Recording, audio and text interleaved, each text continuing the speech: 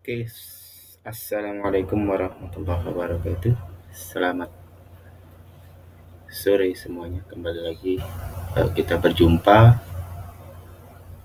dalam sesi persiapan berkas brief design part 1 yang disusun untuk mata kuliah merancang interior 5. Oke, sebelumnya terima kasih telah bergabung di channel ini ya.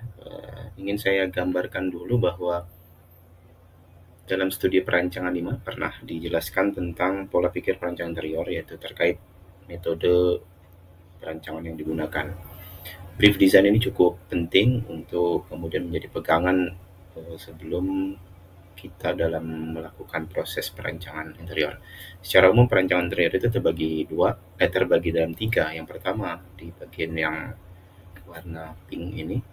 Di bagian pink ini eh, disebutkan bahwa bagian awal dalam proses perancangan itu adalah analisa. Yang kedua, di bagian yang kuning itu adalah sintesa, dan bagian ketiga adalah design development atau hasil pengembangan desain.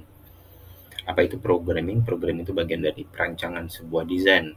Ya, desain itu terdiri dari proses analisa atau programming ini. Outputnya nanti ada rangkuman permasalahan desain dan kemudian nanti usulan tabel kebutuhan ruang yang berisikan tentang masing-masing organisasi ruang, aktivitas pengguna ruang, elemen pengisi ruang, dan nanti ada analisa tentang kepadatan ruang, sirkulasi, dan zonasi.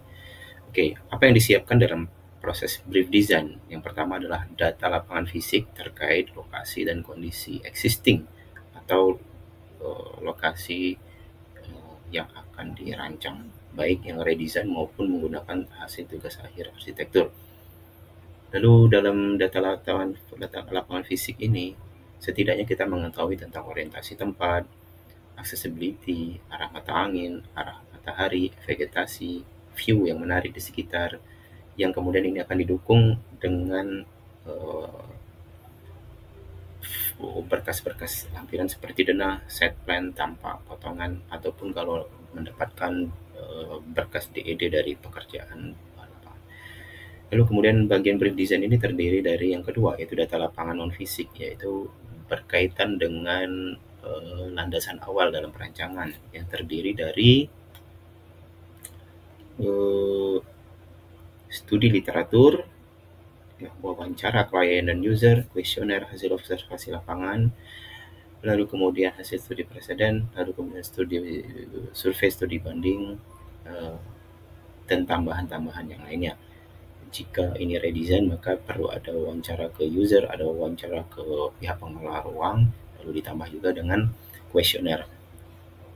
Fakta-fakta yang dicari, fakta-fakta yang terkait dengan permasalahan desain. Lalu kemudian apa fenomena yang akan didapatkan yang nantinya akan dijadikan sebagai pertanyaan-pertanyaan yang berkaitan dengan problem desain.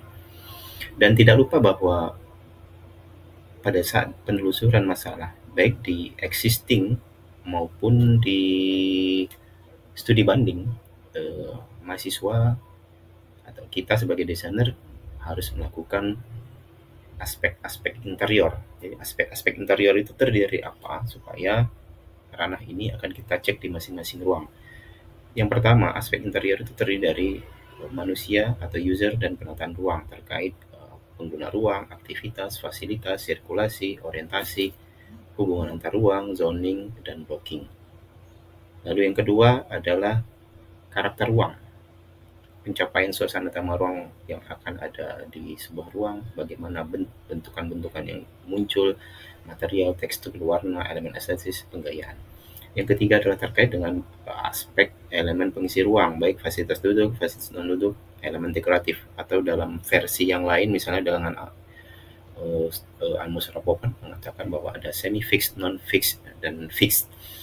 Lalu yang keempat adalah bagaimana pengolahan elemen pembentuk ruang yang ada di space atau di masing-masing ruang tersebut terkait dengan lantai, dinding, plafon.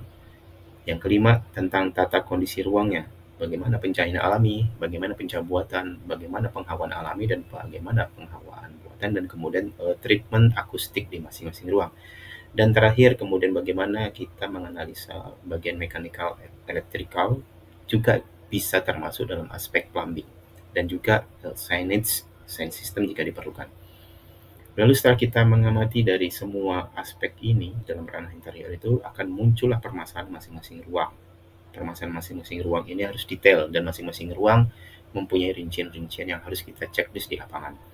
Sehingga nanti setelah kita menganalisa semua bagian dari mulai data fisik maupun data lapangan fisik, terutama bagian studi literatur, wawancara, kuesioner, kita akan mendapatkan goal dari masa rangkuman permasalahan desain yang berkaitan dengan interior, dan kemudian kriteria-kriteria desain apa yang dibutuhkan dalam menyelesaikan permasalahan itu, misalnya terkait ergonomi, disabilitas, atau green design, atau local content, lalu didukung dengan usulan dari perencanaan yang kita usulkan dalam sebuah analisa itu berkaitan dengan kebutuhan ruang. Ya, nanti dia akan bisa didukung dengan bubble diagram, bagaimana sirkulasi, zonasi, dan kemudian tabel kebutuhan ruang ini menghasilkan sebuah analisa tentang ruang, aktivitas user, pengguna ruang, elemen pengisi ruang. Kiranya itu yang bagian pertama yang cukup penting berkaitan dengan bagaimana persiapan brief design. Bagian ini menggambarkan tentang seperti apa brief design itu dan ruang lingkupnya.